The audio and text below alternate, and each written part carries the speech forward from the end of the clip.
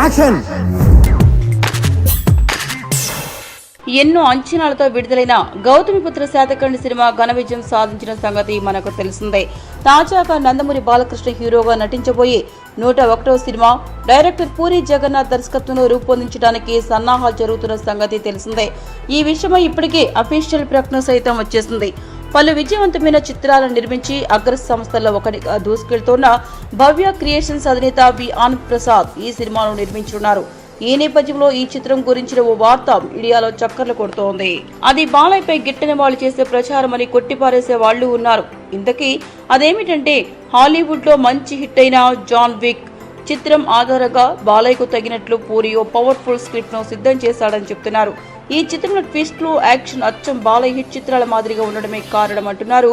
అయితే పూరి జగన్నాథ్ అంత చీప్ గా హాలీవుడ్ సినిమాని యాజ్ టీజ్ లేపుతాడా? అది వరుస ఫ్లాప్ లో ఉన్న సమయంలో అంటే ఆలోచించాలి.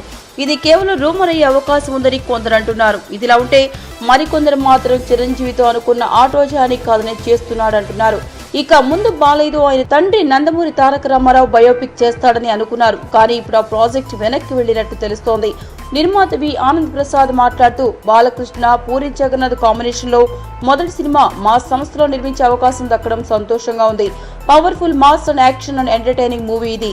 బాలకృష్ణ గారి పవర్ఫుల్ యాక్షన్ కి పూరి జగన్నాథ్ గారిలో పెన్ పవర్ కి ఆయనలో దర్శకుడికి అద్భుతమైన కథ కుదిరింది. ఈ ఏడాది సెప్టెంబర్ 29న సినిమాను విడుదల చేయడానికి సన్నాహాలు చేస్తున్నాం. త్వరలో హీరోయిన్స్, ఇతర తారాగణం, సాంకేతిక నిపుణులు మిగతా వివరాలను ప్రకటిస్తామన్నారు. మీకు ఈ వీడియో నచ్చితే ఒక లైక్ కొట్టండి, లేకపోతే కామెంట్ చేయండి. బట్ సబ్స్క్రైబ్ చేయడం మర్చిపోకండి.